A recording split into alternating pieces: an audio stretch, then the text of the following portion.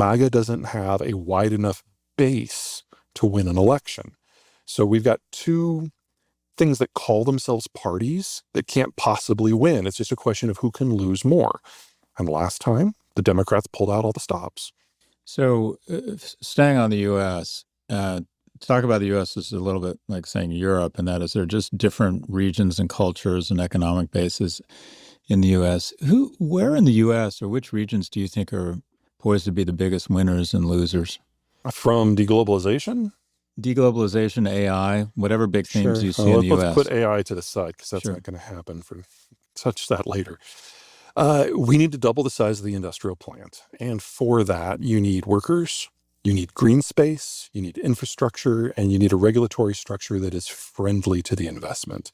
You put all those together, you're basically looking at an area that starts roughly in Norfolk and Richmond in Virginia, comes down through the south into Texas, and then up through the Rockies to maybe Denver and Salt Lake City. So down from the west, from the Mountain West down into Phoenix, over through Texas, then up to the very, very southern tip of the Mid-Atlantic. That's the section that can most benefit from where we are. The problem that all of these areas are going to have is, first and foremost, electricity. If you're going to double the size of the industrial plant, that means you need at least to expand the grid by half. And we now need to do that without the Chinese, and that will not be cheap, and that will not be quick, and that will not be easy. But until we do that, none of the rest of this matters.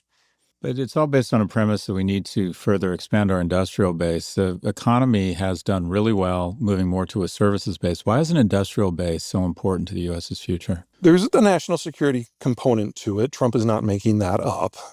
But more importantly, the Chinese system is dying, and we need to prepare. And that means if we want stuff, it needs to be made somewhere else. Does it all need to be made here? No. And the wider the net that we throw, the more countries we bring into whatever the post-globalized order happens to be, the easier and faster this will be. We cannot do it in anything less than a 20-year time frame without Canada, and especially Mexico. So when Trump in his first term renegotiated NAFTA, and basically we got the guy who was calling Mexicans rapists all of a sudden being the Mexicans' best friend in trade talks, I was really optimistic, because if you take the most rightist, anti-immigrant, anti-foreigner aspect of the American polity, which is Trump, and you make that friends with Mexico, that's a pretty bright future. But we're kind of up in the air again now. So you talk a little bit about Mexico. What are your thoughts on Latin America, specifically Brazil?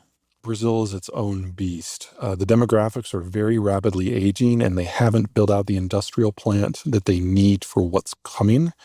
Their agriculture and industrial system are the highest cost producers in the world, which only works if the Chinese are paying for everything. So when China's strong, Brazil is strong. You remove China, all of a sudden Brazil looks really bad.